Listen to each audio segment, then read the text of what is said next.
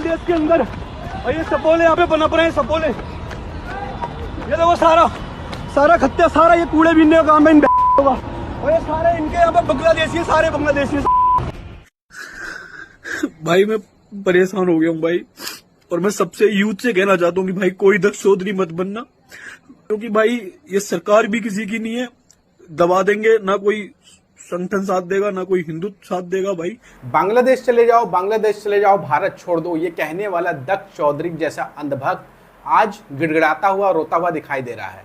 और रोता हुआ सिर्फ इस वजह से दिखाई दे रहा है क्योंकि उसे डर लग रहा है कहीं उसके ऊपर कानूनी कार्रवाई नहीं हो जाए। क्योंकि जब वो शेर बन रहा था, जब मुसलमानों पे वो अत्याचार कर रहा था, भारत के ही मुस्लिम निवासी को बांग्लादेशी बता रहा था, उस वक्त उसके मन में यह ख्याल नहीं आया था कि भारत में संविधान है और संविधान से ऊपर कोई भी नहीं है। और इस संविधान के अंदर कुछ कानूनी प्रावधान बनाए गए हैं कि अगर किसी नागरिक के साथ कोई दुर्व्यवहार किया जाता है, उनके साथ मारपीट की जाती है भारत के नागरिक के साथ, तो यकीन मानिए जुल्म करने वाले के ऊपर कार्रवाई होगी। और वैसा ही होता हुआ कुछ दिखाई दिया एक अंधभक्त के ऊपर, जो बांग्लादेश में हो रही घटनाओं को लेकर के भारत के रहने वाले निवासी भारतवासी के ऊपर अत्याचार करते हुए देखा गया, उनको खदेड़ते हुए, उनको दौड़ाते हुए और उनके साथ मारपीट करता हुआ पाया गया। आज कानून के डर से, आज पुलिस और कानून के डर के वजह से वो रोता हुआ दिखाई दे रहा है। ये वीडियो तमाम अंधभक्तों तक पहुंचाइए जो शेर बन करके मुसलमानों के ऊपर अत्याचार करने से डरते नहीं हैं और उन्हें लगता है कि उन्हें उनकी सरकार तो बचा लेगी। तो अपने सबसे बड़े अंधभक्त दक्ष चौधरी को ही इस वीडियो में आप सुन लीजिए कि वो बता रहे हैं कोई सरकार मदद नहीं करेगी बल्कि आपके ऊपर कानूनी कार्रवाई होगी। मजबूरन मुझे वीडियो डालनी पड़ रही है क्योंकि मेरे परिवार को, मेरे भाई को 1.5 घंटे प्रशासन ने मारा पीटी करी है, मेरी बहन के साथ बदतमीजी करी, गालियां दी गई। भाई मैं परेशान हो गया हूँ भाई, और मैं सबसे यूथ से कहना चाहता हूँ कि भाई कोई दक्ष चौधरी मत बनना, क्योंकि भाई ये सरकार भी किसी की नहीं है। दबा देंगे, ना कोई संगठन साथ देगा, ना कोई हिंदुत्व साथ देगा भाई। क्योंकि आज स्वतंत्र जेल के अंदर है, मैं पिछले 1 हफ्ते से भागता फिर रहा हूँ, छिपता फिर रहा हूँ, और अब मजबूरन मैं अपनी अरेस्टिंग देने के लिए तैयार हूँ दिल्ली पुलिस को।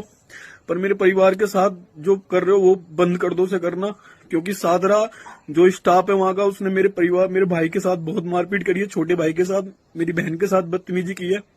तो मैं अपनी अरेस्टिंग देने के लिए तैयार हूँ, और मैं कुछ नहीं कहूंगा, बस ये कहना चाहता हूँ कि भाई मत बनना दक्ष चौधरी, क्योंकि सिर्फ मुकदमे लगाए जाएंगे, झूठे मुकदमे लगाए जाएंगे, जिंदगी बर्बाद कर दी जाएगी, दोबारा उठने नहीं दिया जाएगा तुम्हें भाई। मेरा यही यूथ के लिए मेरा यही मैसेज है भाई, मत बनना भाई। धर्म के लिए लड़ना और राष्ट्र के लिए लड़ना भाई बहुत मुश्किल है, क्योंकि कोई साथ नहीं देता, ना आज कोई हिंदू संगठन आगे आ रहा है। और जिस शोएब जमाई ने मुकदमा लिखवाया है ना, वो ओबीसी पार्टी का मौलाना है। उस मौलाना ने कभी आवाज उठाई जो बांग्लादेश के हिंदुओं के साथ वहां पे बर्बरता हो रही थी, जो बलात्कार हो रहे थे वहां की हिंदुओं की बहन बेटियों के साथ, उसने आवाज उठाई एक बार? या किसी भी देश के मुसलमान ने उनके लिए आवाज उठाई? नहीं उठाई। और जिस मौलाना ने, जिस शोएब जमाई ने मेरे और स्वतंत्र के नाम पे एफआईआर कराई है शास्त्री पार्क थाने में, उस थाने में उसने झूठी एफआईआर कराई है कि जिनके साथ हमने मारा पीटी करी, सिर्फ खदेड़ने का काम करा, मारा पीटी भी नहीं करी थी, सिर्फ हमने ये कहा था कि भाई अपने बांग्लादेश भागो।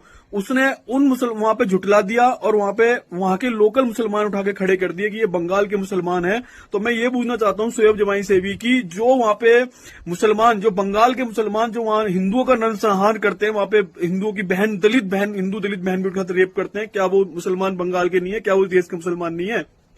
उनके खिलाफ आवाज क्यों नहीं उठाता? ना आज कोई पक्ष आवाज उठा रहा है और ना कोई विपक्ष, आज कोई नेता आगे। तो क्यों अंधभक्तों और नफरतियों, तुम्हें भी दक्ष चौधरी बनना है? अगर बनना है तो आप भी ट्राई कर लो, लेकिन ये मत भूलना कि भारत में संविधान लागू है और तुम्हारे ऊपर कानूनी कार्रवाई होगी। हो सकता है कि आज सरकार के प्रभाव की वजह से तुम्हारी गिरफ्तारी ना हो, लेकिन अगर तुम्हारे ऊपर बाबू एफआईआर हो गया तो आज नहीं, कल सरकार बदलते ही तुम्हारे ऊपर कार्रवाई होगी। लेकिन देखा तो ये भी जा रहा है कि मोदी सरकार और योगी सरकार भी कार्रवाई कर रही है तमाम अंधभक्तों के ऊपर, तमाम नफरतियों के ऊपर, जो देश का माहौल खराब करने की कोशिश कर रहे हैं। आपको बता दें, कुछ दिन पहले ही ये अंधभक्त जो अभी रो रहा था वीडियो में, दक्ष चौधरी जिसका नाम है, ये बांग्लादेश में हो रही घटनाओं को लेकर के दिल्ली के अंदर जो गरीब मजदूर टाइप के मुसलमान होते हैं, जो कूड़ा बिनने का काम करते हैं, उनके साथ मारपीट किया, जिसको लेकर के एक सामाजिक कार्यकर्ता और पॉलिटिकल एक्टिविस्ट जिसे आप लगातार टीवी पर देखते रहते हैं और सोशल मीडिया पर भी देखते हैं, उन्होंने इसके खिलाफ जाकर के थाने में रिपोर्ट दर्ज कराई और उसके बाद से ही ये भागा भागा फिर रहा है, पुलिस से बचता हुआ फिर रहा है, कहीं इसकी गिरफ्तारी ना हो जाए। ये वही दक्ष चौधरी है जो हीरो बनने के चक्कर में अभी कुछ महीनों पहले ही जब देश में लोकसभा चुनाव हो रहा था तो कन्हैया कुमार को थप्पड़ मार करके बहुत बड़ा हीरो अपने आप को बता रहा था। इसकी भावनाएं उस वक्त भी आहत हुई थी, हालांकि उस दौरान कन्हैया के समर्थकों ने इसको इतना पीटा था कि इसकी खोपड़ी फट गई थी, लेकिन फिर भी इसके मस्तिष्क में बुद्धि नहीं आई और अपनी हरकतों से बाज नहीं आया। खुद को हीरो बनाने के चक्कर में, सस्ती शोहरत पाने के चक्कर में इस बार मुसलमानों को टारगेट करना शुरू किया, लेकिन इस बार कानूनी कार्रवाई होते देख रोना शुरू कर दिया और गुहार लगा रहा कि कहाँ गए तमाम हिंदुत्ववादी संगठन,